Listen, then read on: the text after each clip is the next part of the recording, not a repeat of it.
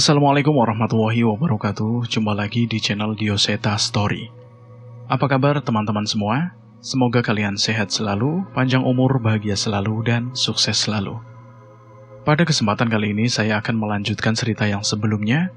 Cerita yang berjudul Sinden Pengabdi Setan bagian kedua, Pelantun Pesan Iblis. Buat kalian semua yang baru bergabung di channel ini, silahkan klik tombol subscribe dan tombol lonceng agar kalian tidak ketinggalan cerita terbaru dari kami. Dan tidak usah lama-lama, bagaimana kelanjutan kisah ini? Kita langsung saja menuju ke ceritanya.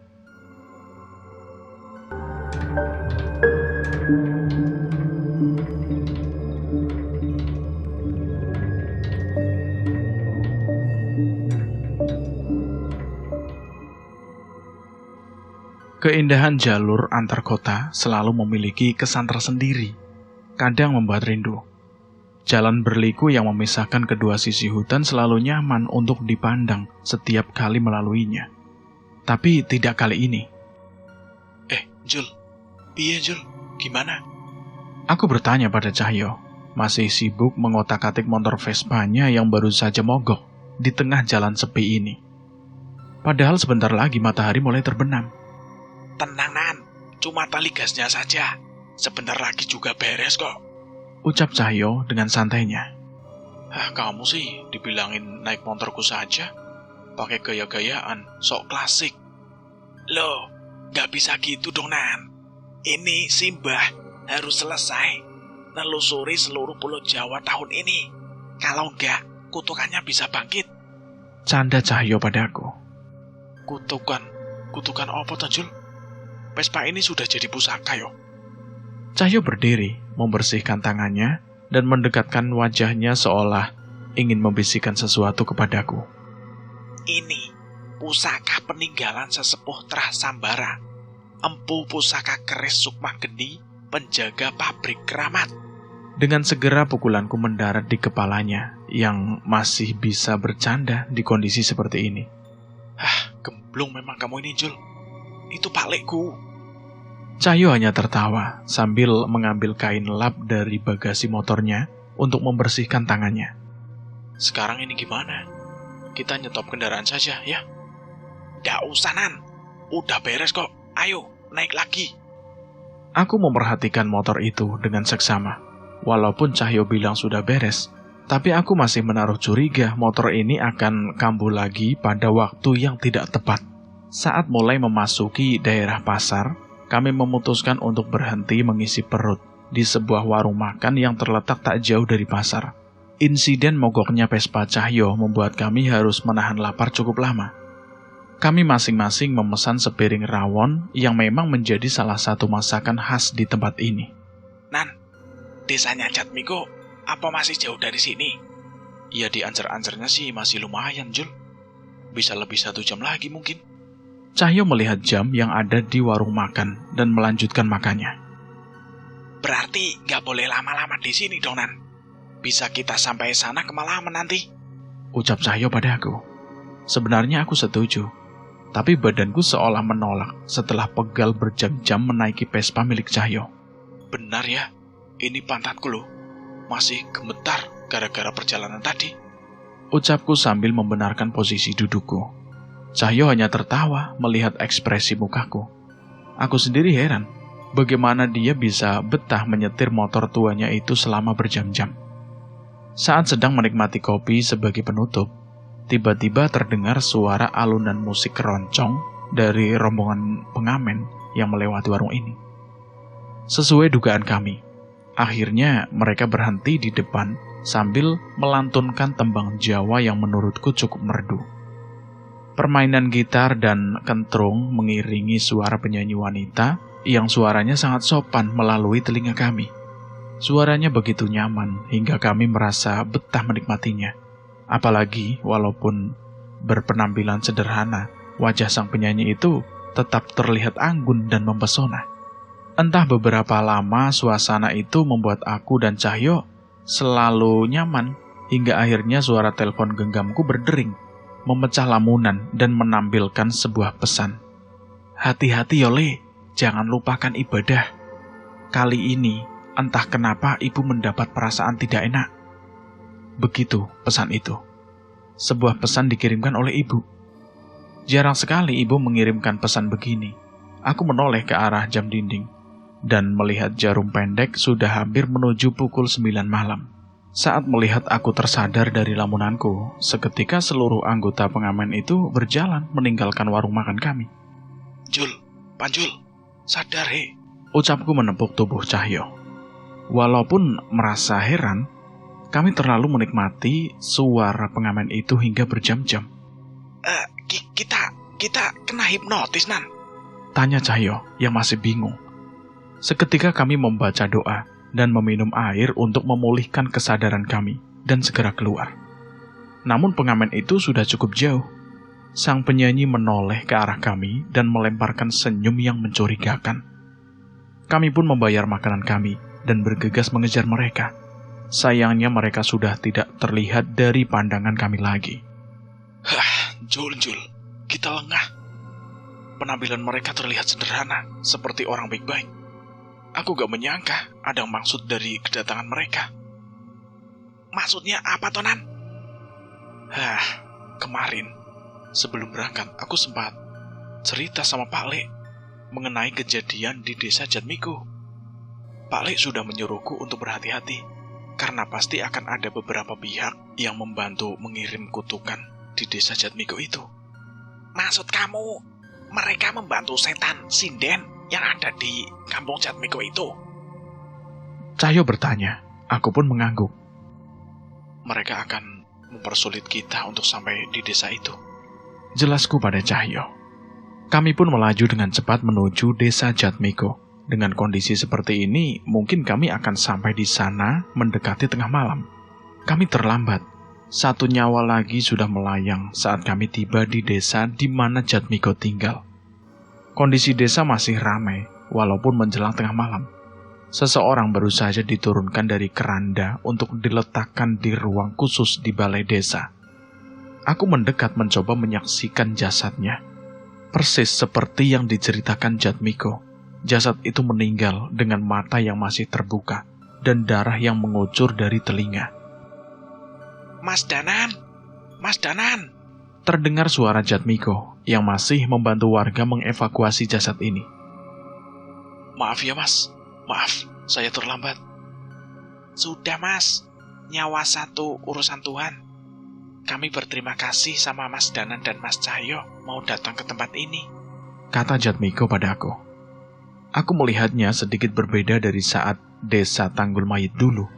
Sebelumnya, ia termasuk orang yang cukup temperamen. Tapi mungkin sekarang ia sudah belajar sesuatu. Mas, aku izin mendoakan yo, ucap Cahyo, yang sepertinya dari tadi merasa tidak tahan melihat kondisi jasad perempuan itu. Jatmiko pun meminta izin kepada keluarga korban dan mengiyakan ucapan Cahyo. Sebuah doa dibacakan tepat di samping jenazah. Tepat saat doa selesai dibacakan, darah dari telinga jasad itu terhenti menetes. Ia pun menutup mata jasad itu dan segera meninggalkannya. Keluarga korban yang melihat kejadian itu segera menghampiri Cahyo dan berterima kasih. Terlihat wajah Cahyo yang sangat kasihan dengan keluarganya yang ditinggalkan itu. Kita harus selesaiin masalah ini secepatnya, ucap Cahyo dengan wajah yang terlihat gusar. Terlihat kekesalan dari sorot matanya. Pasti, Jul. Tapi jangan gegabah. Kita harus tahu dulu akar permasalahannya. Kami pun meninggalkan balai desa dan menuju rumah singgah yang sering digunakan pendatang yang bertamu. Di sana sudah ada seorang anak berumur belasan tahun yang mengantarkan nampan yang berisi minuman panas dan cemilan. Terima kasih ya, Dek. Kok jam segini belum tidur? Tanyaku pada anak itu. Iya, Mas. Masih takut sendirian di rumah. Jadi bantuin Bapak saja, ucap anak itu padaku. Mas Jatmiko mendekat ke arahku dan berbicara dengan pelan. Namanya Gendis. Ibunya juga meninggal karena kutukan sinden itu.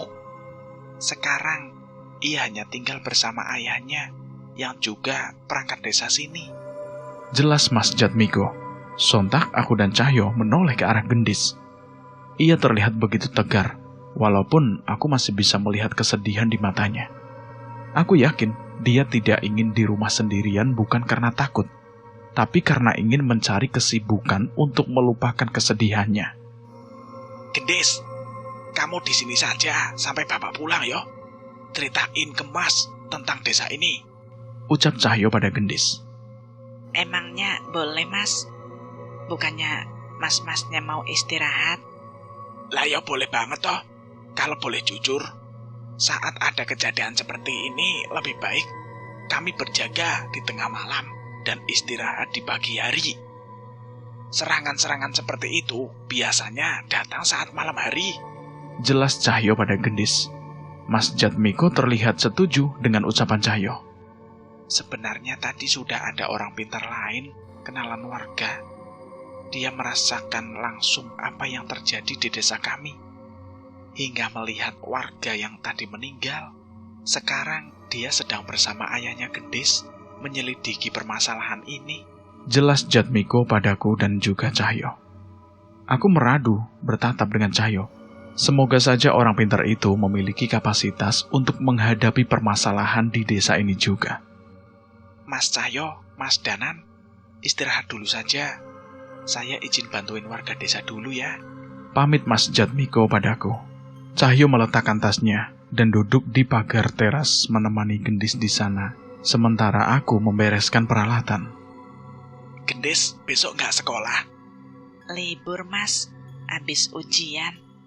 Berarti bisa main seharian dong? Maunya begitu, Mas. Tapi semenjak ada kutukan itu, aku nggak bisa main di pendopo lagi. Ucap Gendis dengan wajah yang murung. Apa hubungannya main di pendopo sama main?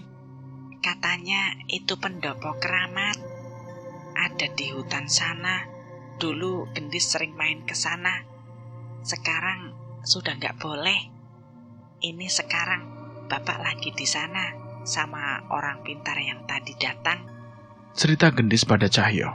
Gendis pun dengan semangat menceritakan tempat ia sering bermain bersama teman-temannya yang bernama Kia di sebuah tempat di pinggir hutan.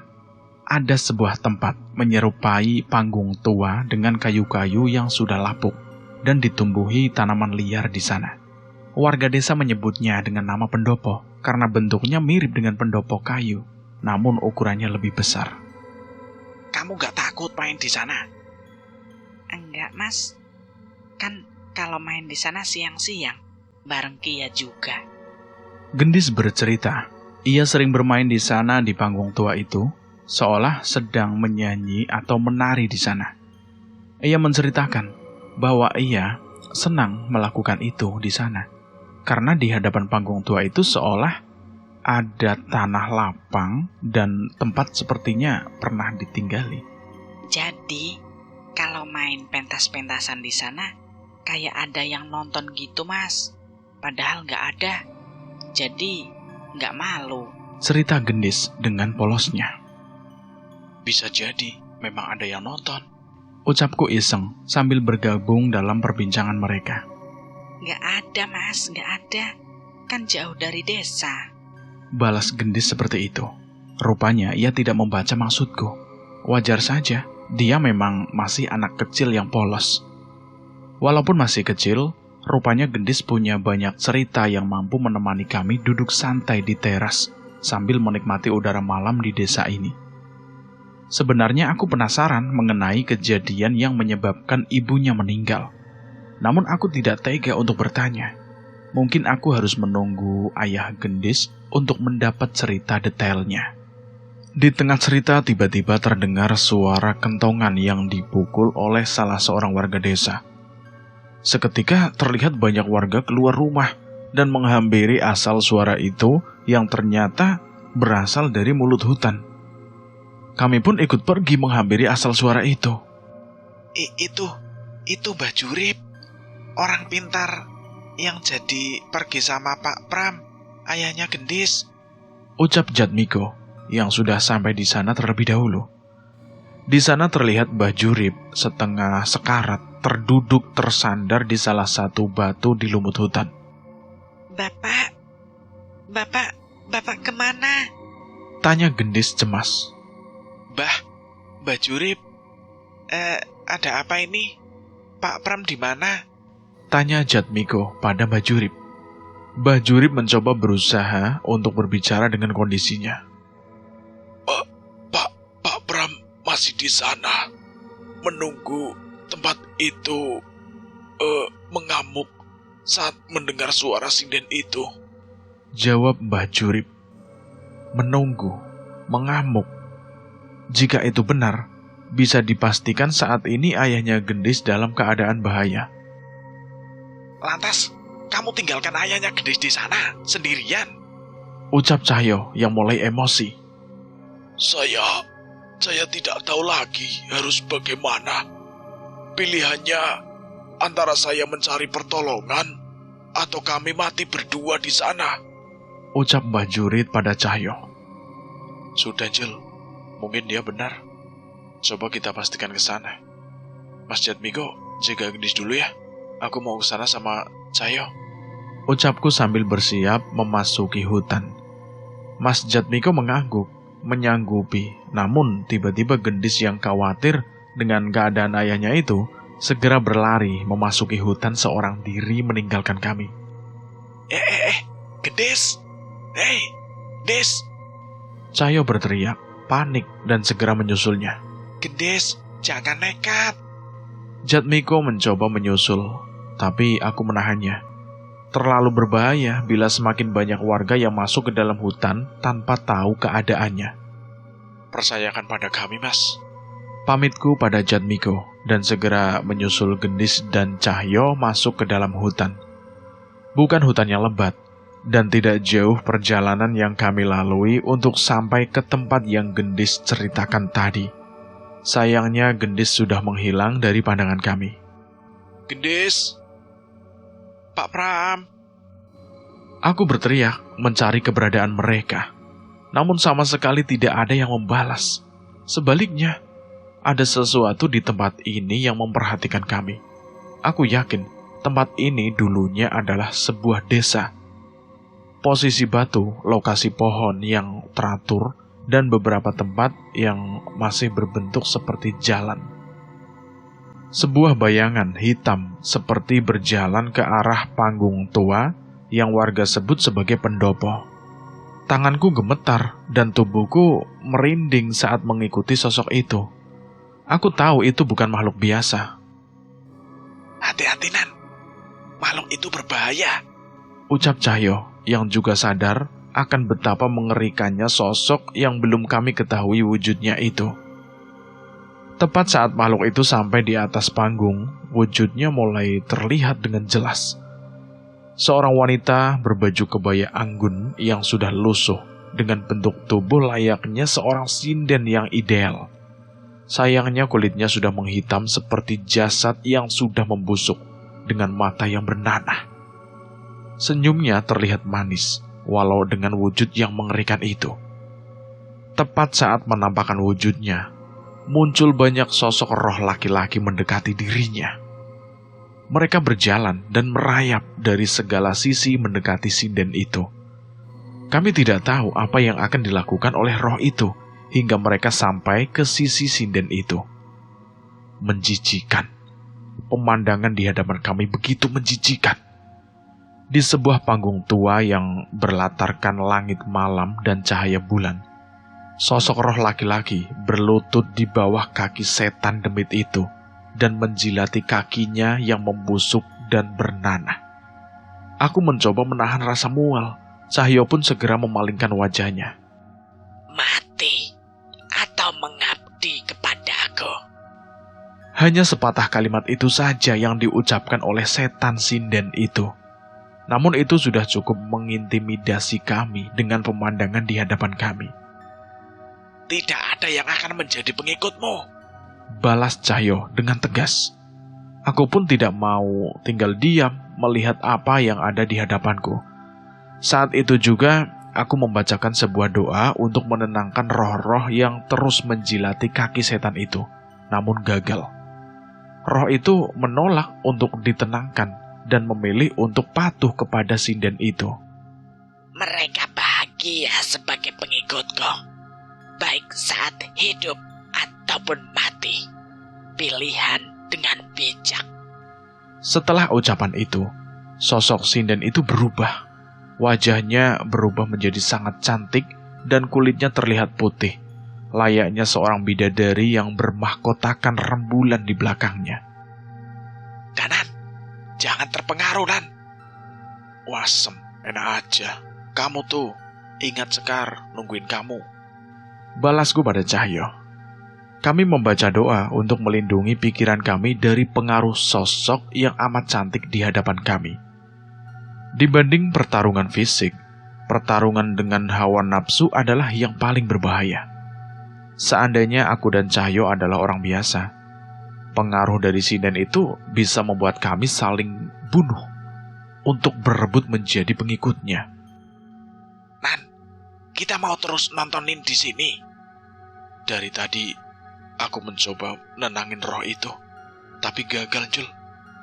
Berarti harus kita selesaikan setan sinden itu dulu, kan?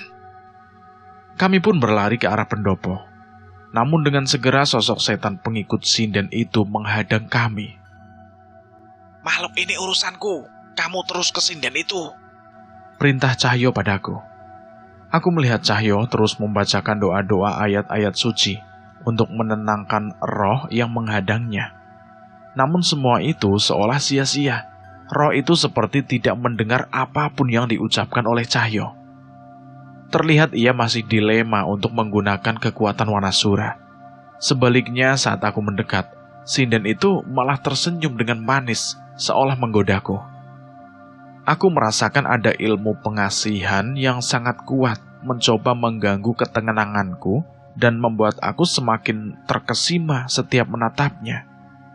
Tidak mau mengambil resiko, aku segera menarik pusaka keris Raga Sukma dari dalam sukmaku dan menggenggamnya dengan erat.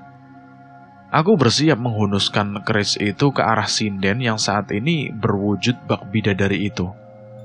Namun tiba-tiba, seranganku tertahan oleh sosok hitam, sosok roh seperti seorang panglima kerajaan yang mampu menahan serangan keris Raga Sukma dengan tombak di tangannya. Semua sinden abdi akan dilindungi oleh Joko Garu. Kalian tidak akan bisa menyentuhku sebelum menjadi pengikutku. Ucap sinden itu dengan lembut. Aku melompat mundur, namun roh itu terus maju untuk menyerangku. Berkali-kali aku menahan serangan sosok yang disebut dengan nama Joko Garu itu. Namun sepertinya aku bisa mengimbanginya. Di tengah pertarungan, terdengar suara sinden itu bernyanyi dengan nada yang aneh. Kidung itu melantun dengan nada yang teratur, namun membuat kami merasa merinding saat mendengarkannya. Dan satu lagi, aku yakin yang ia nyanyikan bukanlah bahasa manusia. Tanpa sadar, cairan merah mulai keluar dari hidung dan telingaku. Pandanganku memudar, namun entah mengapa aku ingin terus mendengar suara tembang itu. Aku membacakan mantra Moksa Pangkresa untuk melindungi diriku dari segala niat jahat yang menyerang. Namun mantraku seolah tidak pernah selesai terucap. Sekuat tenaga aku mundur ke arah Cahyo, tapi rupanya Cahyo juga bernasib sama denganku. Setan-setan pengikut sinden itu mulai merubungi kami. Wanasura! Cahyo berteriak yang mulai panik.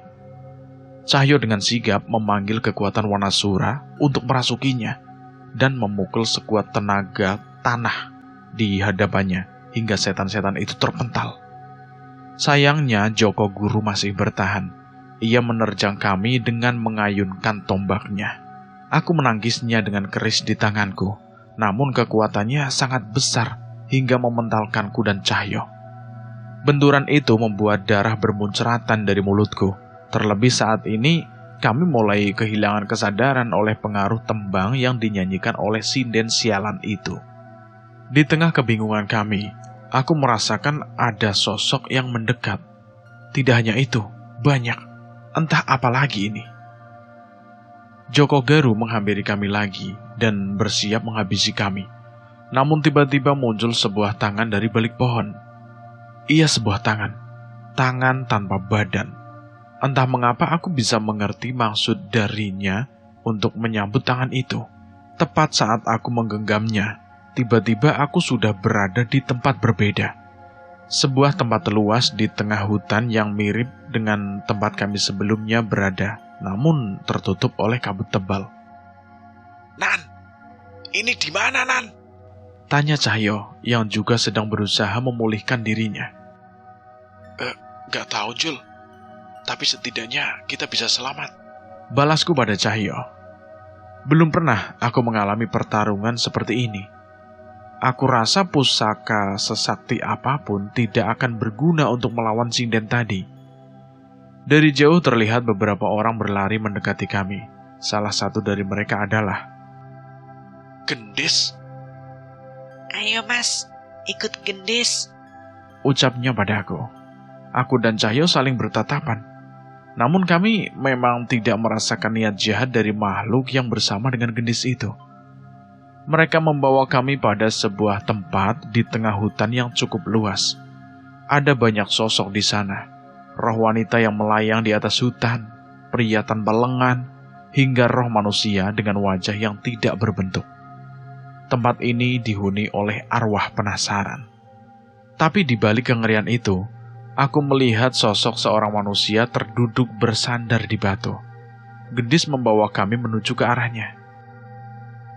Ini Bapak Gendis mas. Ucap Gendis memperkenalkan ayahnya yang berusaha menahan sakit dari lukanya. Saya Pramono, ayahnya Gendis. Balasnya menyambut kami. Namun kami menahan tubuhnya dan membantunya untuk tetap duduk. Sudah Pak, sudah duduk saja. Biar saya bantu obati lukanya. Aku mengambil perlengkapan P3K dari tas kecilku dan mengobati luka luar yang terlihat di tubuh Pak Pram. Tapi ternyata tidak hanya itu. Ada luka dari benda gaib yang menyerang ke tubuhnya. Makhluk di tempat ini yang menyelamatkan Bapak dan Gendis mas. Jelas Gendis pada kami. Cahyo mendekat dan mencoba mendengar penjelasan Gendis. Ternyata benar kata Mas Danan. Selama ini setiap Gendis bermain di pendopo, ada mereka yang menonton Gendis. Kami senang melihat tingkah polos anak wanita ini. Ucap sosok roh yang mendekat ke arah kami dan terus melayang pergi. Kalau tidak ditolong oleh mereka, mungkin saya sudah mati. Ucap Pak Pram kepada kami. Aku setuju, kami pun bernasib sama.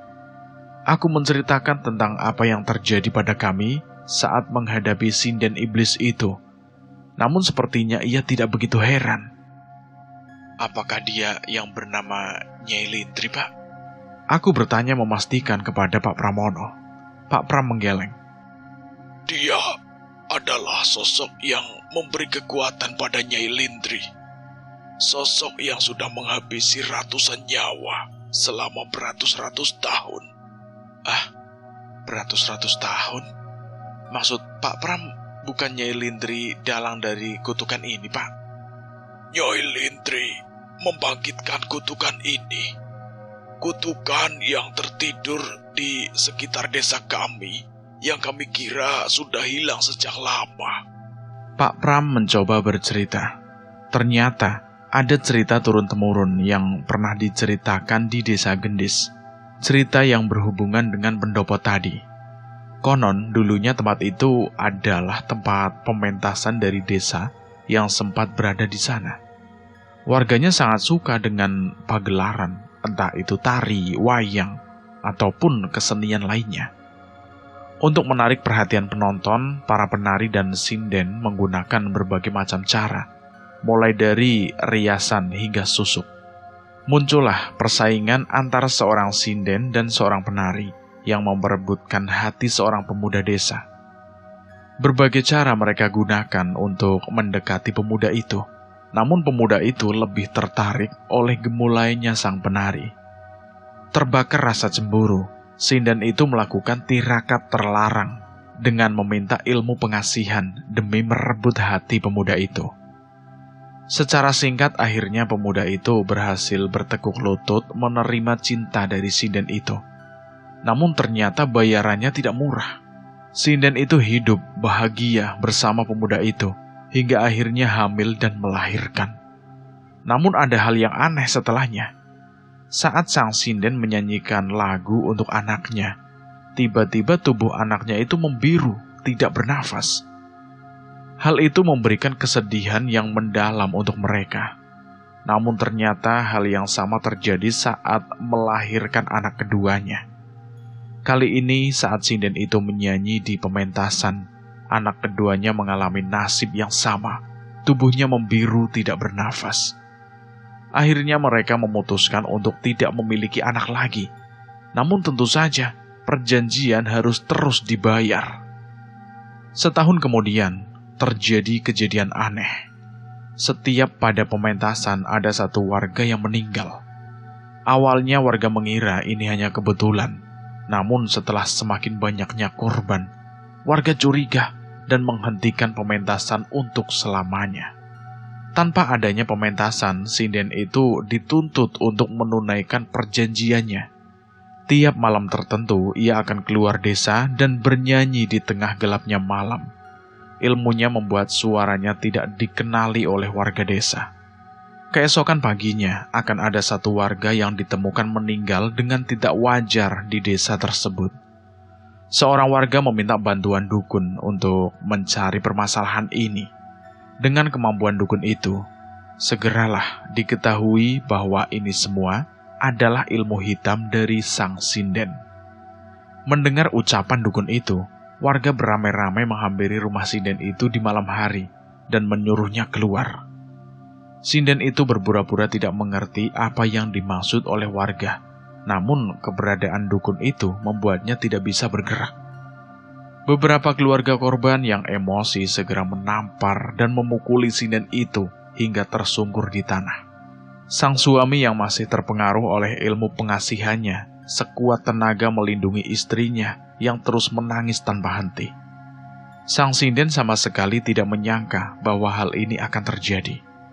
Ia berlindung di balik suaminya, namun sang dukun itu membacakan beberapa mantra dan mengusapkan tangannya ke mata suami sinden itu, hingga terlepas dari pengaruh ilmu sang sinden. Seketika ia pun tersadar.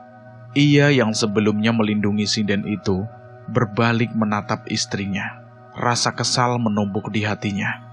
Ia teringat anak pertamanya yang mati saat dinyanyikan oleh istrinya. Dan ia teringat anak keduanya yang juga mati dengan aneh. Saat itu juga semua hinaan dan sumpah serapah diucapkan kepada istrinya dengan wajah yang penuh emosi. Sinden itu meminta maaf dan memohon ampun, namun sebaliknya, suaminya malah menendangnya hingga tersungkur. Tidak hanya itu, suaminya pun meludahi wajah istrinya dan menyerahkannya kepada warga. Sinden itu terus memohon, namun warga yang sudah gelap mata bersiap mengambil berbagai benda, mulai dari batu hingga benda tumpul. Sang sinden yang ketakutan kembali masuk mengunci diri di dalam rumah. Warga tidak melepaskan begitu saja. Mereka pun mengambil minyak tanah dan membakar rumah itu bersama sang sinden yang berada di dalamnya. Suara teriakan dan tangisan yang memilukan terdengar dari dalam rumah. Ia tidak bisa keluar. Bahkan walaupun bisa, warga sudah mengelilingi rumah itu dengan obor di tangannya. Saat api menjalar semakin besar, tiba-tiba terdengar suara sinden itu menyanyi dari dalam rumah. Suara itu menyatu dengan suara isak tangis. Entah bagaimana suara itu bisa terdengar jelas oleh seluruh warga desa. Saat tembang itu selesai dan api mulai menghabisi seluruh bangunan, tiba-tiba seorang pria jatuh terkapar di tengah-tengah warga.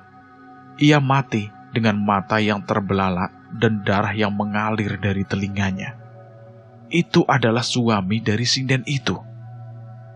Sepertinya sampai mati pun, sinden itu tetap tidak ingin melepaskan seseorang yang ia cintai. Tepat setelah api padam, sang dukun pergi meninggalkan desa tanpa sepatah kata pun. Beberapa warga merasa melihat sang dukun itu tersenyum senang saat melihat kematian sinden itu, seolah itu semua sudah ia rencanakan. Sayangnya, setelah kejadian itu, hal yang aneh semakin terjadi.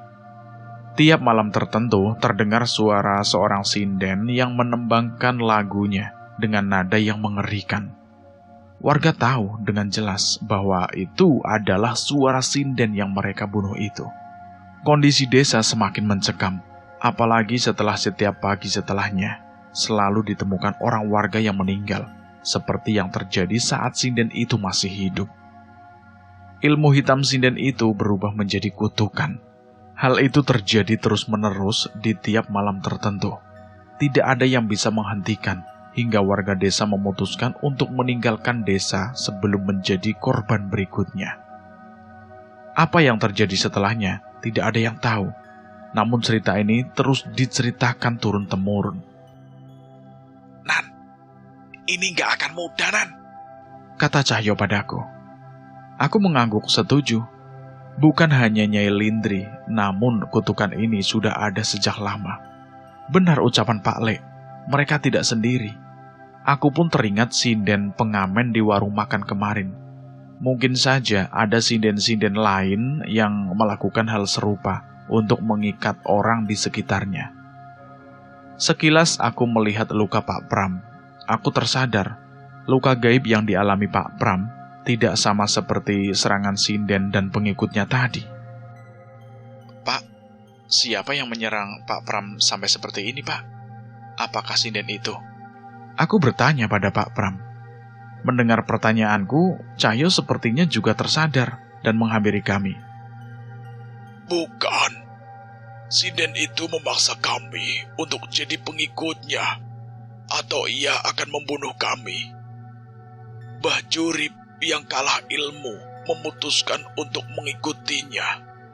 Dan saat itu juga, sinden itu meminta Mbah Jurib untuk membunuh saya. Saat saya sekarat, tiba-tiba roh-roh di tempat ini menyelamatkan saya. Aduh, berarti warga desa dalam bahaya. Kita harus kembali secepatnya. Ucapku agak sedikit panik. Cahyo bersiap membantu Pak Pram sebelum meninggalkan tempat itu. Gendis memperhatikan sekali lagi roh-roh dengan berbagai wujud di tempat itu. Benar juga, sebelum kami pergi, kami harus berterima kasih kepada mereka. Apalagi aku juga penasaran, mengapa mereka menolong kami. Terima kasih. Saat masalah ini selesai, saya akan kembali untuk menenangkan kalian. Tapi, kenapa kalian menolong kami? Aku bertanya. Mendengar pertanyaanku, salah satu roh seorang ibu mendekat menampakkan wujudnya.